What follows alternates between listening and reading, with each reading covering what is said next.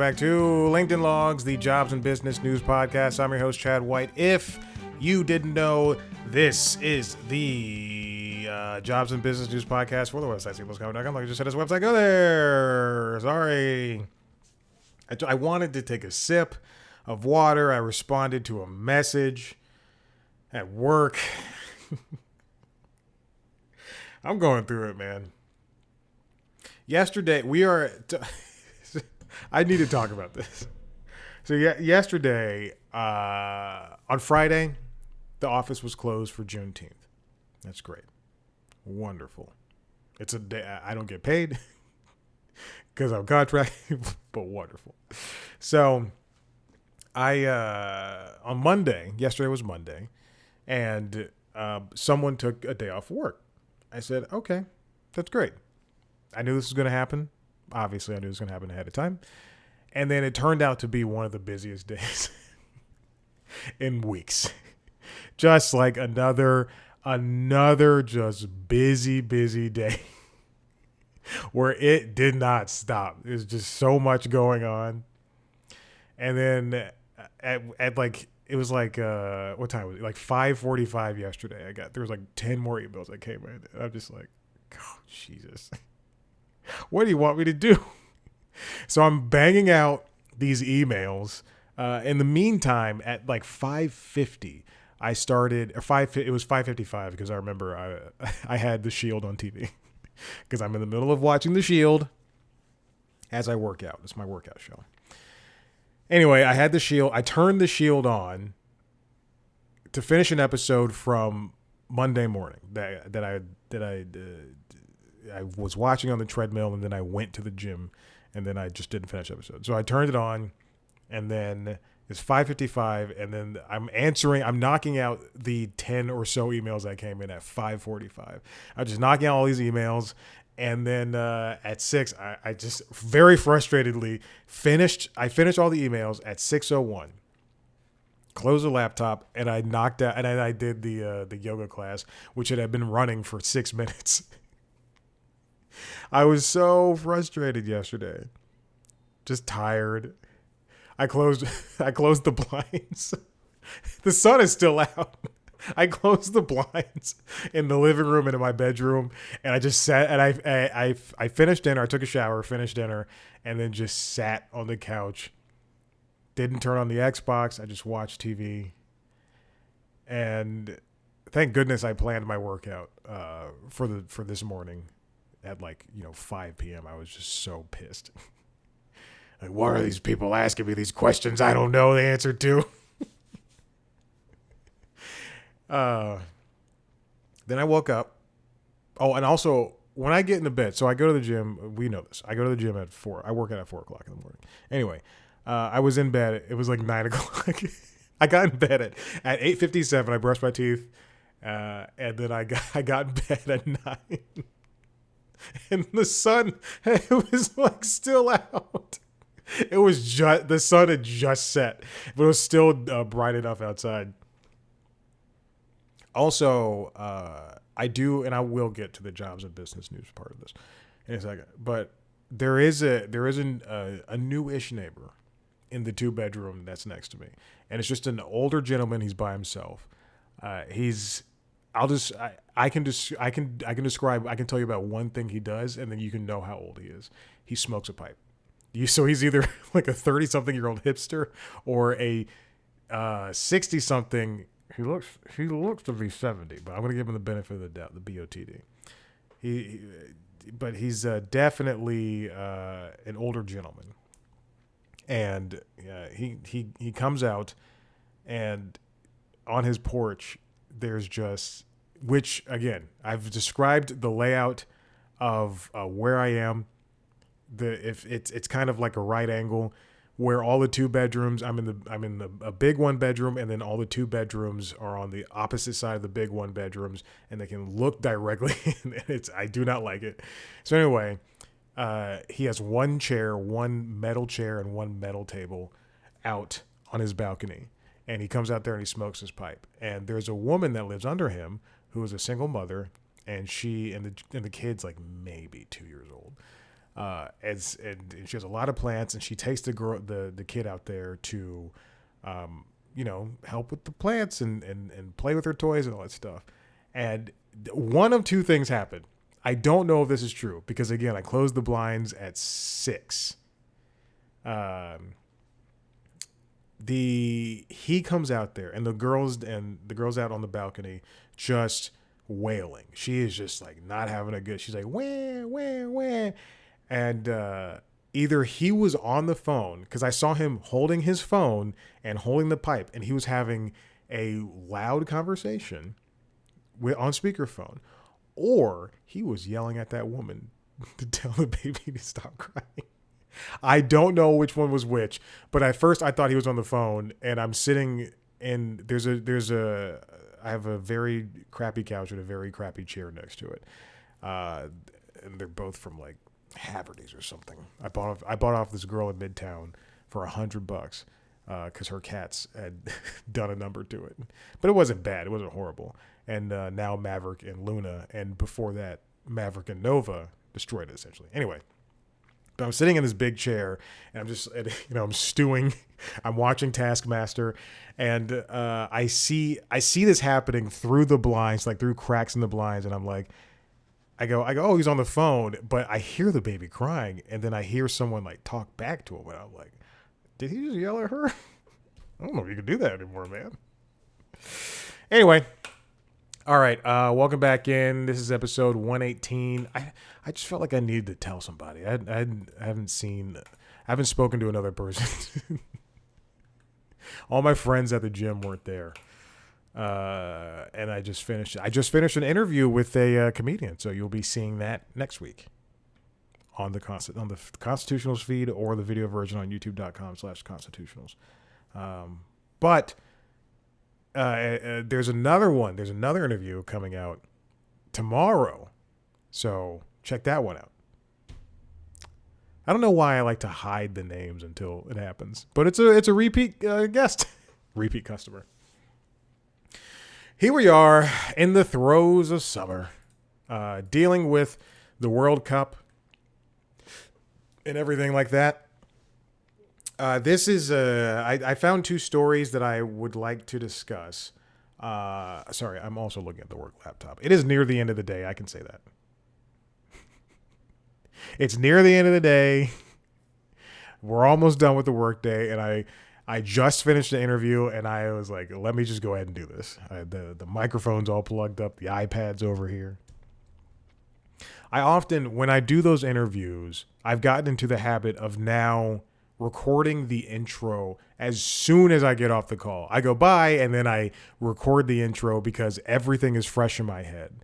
And the interview for tomorrow, I'll get a little behind the scenes.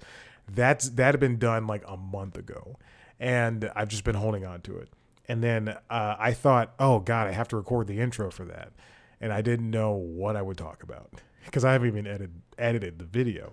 And then as soon as I go to audition and I open up the file, there's already an intro in there. And I go, thank goodness Past Chad did this. So as long as I stay on top of everything. There is somebody I will be talking to, and I promise I will get to the business news in a second. There is somebody I will be talking to. This is my business. Hopefully next week, but they are in Australia, and I have to talk to them at 7 p.m. I dated a girl from Australia. All right, this was like, what a thing to drop. Okay, this first story comes from the New York Times. It's written by Brooks Barnes. YouTube stars breach Hollywood's most gilded gate. We have heard about in the last couple of weeks the directors of Backrooms, the director and Obsession. And then Iron Lung, I think that's the name of that movie, from Markiplier. But the thing behind those people, the big thing, is that they came from YouTube. They honed their chops on YouTube. It doesn't matter what age they are. It doesn't matter the color of their skin. They came from YouTube, but they will get more chances than a lot of other people. They came from YouTube, and that is a monumental thing. I received an email that said the new Blair Witch movie is Blair Witch 2027, I guess. It is coming from another YouTube person whose name is being redacted for some reason. Dylan Clark. Whew. Wait, is Dylan Clark the same person from Obsession or the other movie? I guess Dylan Clark is big because he did a lot of Blair Witch stuff on his YouTube channel. Anyway, but it seems as though Hollywood is tapping in to these people because they are different and they have not been mined yet. Now, if we go back, we can obviously see people like Tazon Day. Who else made? I don't know. There's Tazon Day's the only person I could think of. My Drunk Kitchen, is that what it's called? My Drunk Kitchen. It is called My Drunk Kitchen. Hannah Hart. We can see there are people like that. Hannah Hart and Tazon Day and other people from the early era of YouTube that were, since YouTube was kind of, and I genuinely hate to say this, the Wild West. YouTube used to be like a little Wild Westy.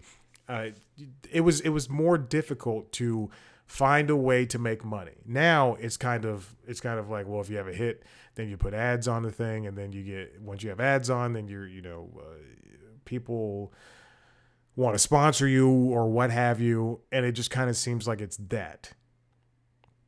The same thing goes for TikTok and Instagram, all that.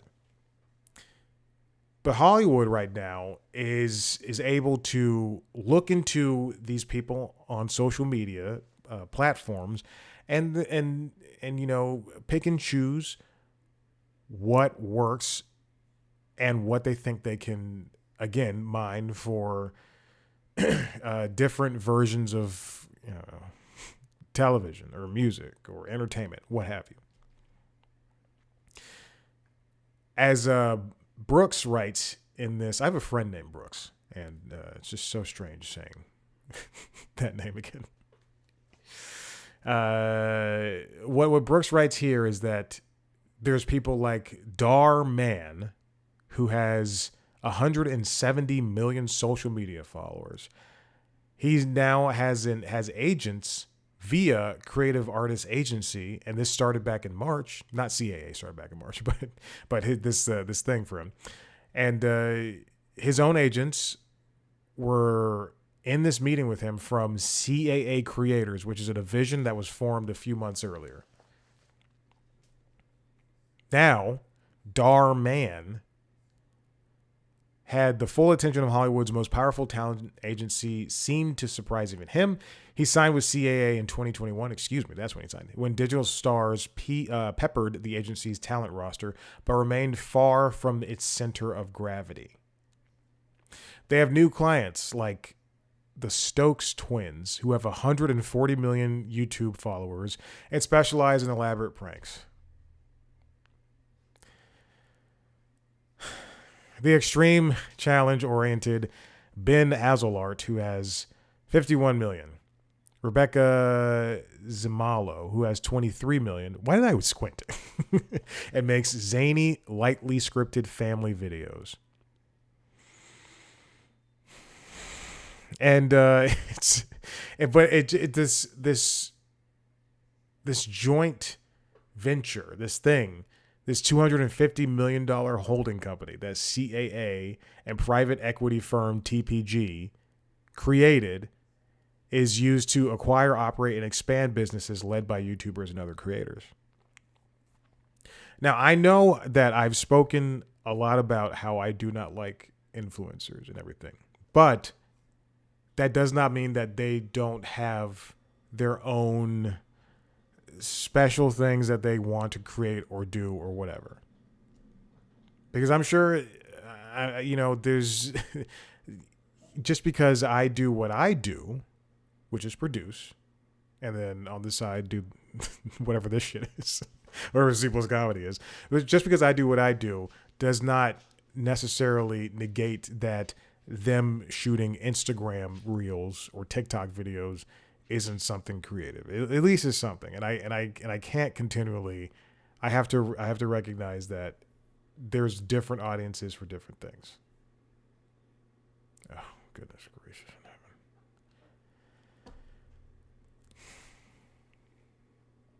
CAA is known very well in movies and television, music and sports.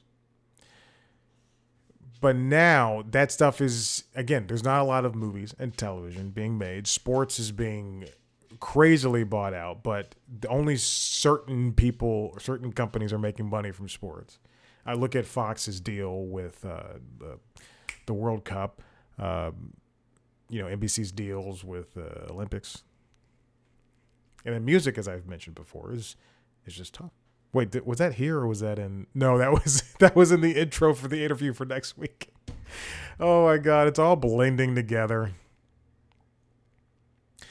The creator economy is growing at breakneck speed. Brooks writes.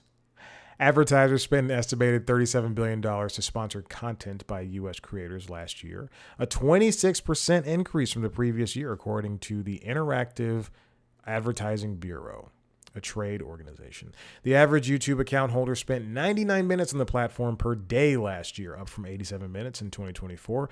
A media research firm in Britain found Netflix dropped from 100 minutes to 93.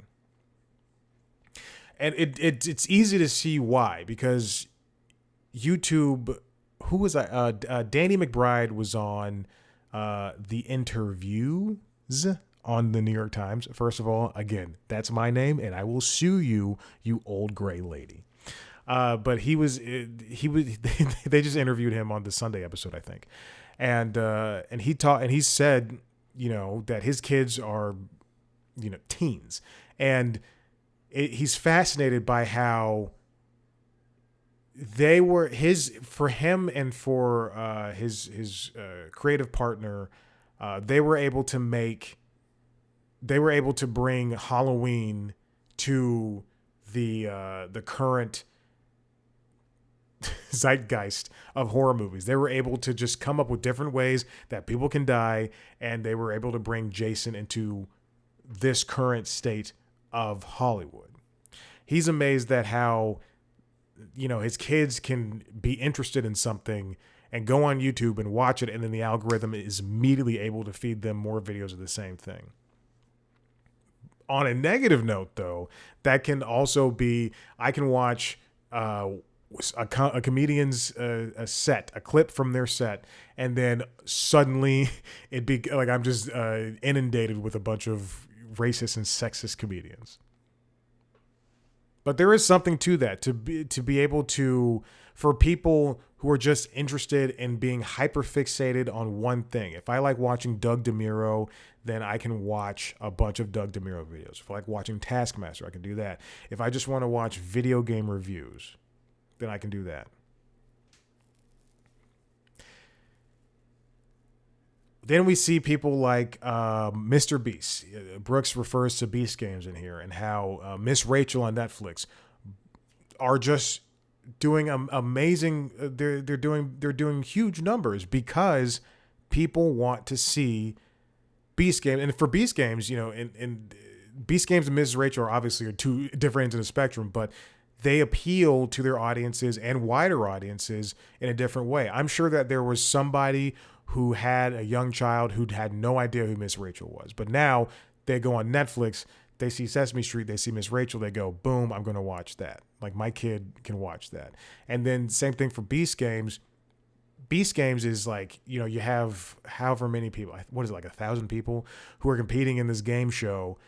You feel as though you have a chance of being on that show. I think that's what a big part of what that show is. There's a new Hot Ones style TV show coming to Netflix. Mark Rober has a show on Netflix. This is a creator version of Peak TV, I guess. Rhett and Link have on Myth. I do not follow a lot of people who are specifically YouTubers. I do not follow a lot of them. It's Doug DeMiro and the Straight Pipes. It's mostly car people. I do follow a lot of car people. I don't know why. But I can truly count on one hand how many YouTubers I follow. I do not follow them, but I really do like them, Rhett and Link. And they've always been trying to make TV shows. And it's just fascinating to see how they work and all that stuff. But now all they make on that channel is just like eating stuff, and I don't want to see people eat. Anyway, we're kind of in a creator-led Hollywood at this point. It's getting to that point. All right, this next one comes from Brian Stetler over at CNN. ABC enlists viewers in free speech fight with Trump's FCC. This is an interesting thing. The short of it is, the ABC and all the other broadcast networks need to have an equal time. There's an equal time law rule, essentially, that if you have one person from one political party on, then you need to have another person from the opposing political party on to have equal time. So if Donald Trump hosts SNL, they can only have him on there for, let's say they set a time for like 17 minutes out of the whole 90-minute show. He can only be on screen for 17 minutes. Well, you can an episode in the same season needs to have whoever's it, like Kamala Harris, and she needs to be on for exactly 17 minutes. That's the whole thing with equal time rules. Disney and ABC, they were accused of not following equal time rules when it came to The View, and the women on that show who host that show, even though they're from all walks of life, they were accused of not abiding to those rules. So they recently, I believe last week, had Vice President JD Couchfucker. I'm sorry, JD Vance on, and they had him on, but even still, the FCC is pitching a fit because there's whatever. So now, on Monday, Disney's local ABC stations began to air messages alerting viewers to the government's virtually unprecedented challenges to their station licenses. These ads basically tell the viewers to contact the FCC, the Federal Communications Commission, by scanning the QR code and saying, showing their support for what's going on. WABC and the company's 7 other stations ordinarily have their licenses renewed every 8 years without any commotion, but this year, President Donald Trump's allies have turned licensing into a high-profile free speech battle. This also started because of Jimmy Kimmel, and he made not even like it wasn't even a comment. It was just it was a joke. It was a comment. Whatever. Who cares? Calling the, I don't know, something about a gang regarding Charlie Kirk. It was after Charlie Kirk's death. Anyway, and then he got in trouble. As the whole thing. FCC Chair Brendan Carr insists that the early renewal order to Disney is the result of the investigation into Disney's DEI initiatives. Industry analysts, however, have called that rationale strained at best and suggested it masks his political motivations. Carr is openly investigating The View over possible violations of the equal time rule, and everybody else sees that as a political maneuver. This is the first time I've seen Disney stand up.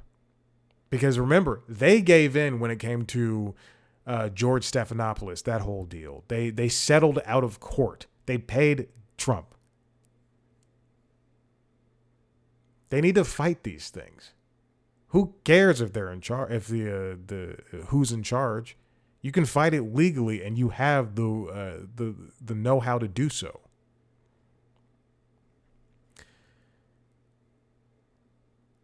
it's it's fascinating in the times we live in where we have these administration that wants to perform Gestapo tactics, and yet because somebody says something that they don't agree with, and yet when people follow the rules, they still get in trouble. If the this is why I'm always talking about CBS News and Barry Weiss, again, she's a fat little cherub.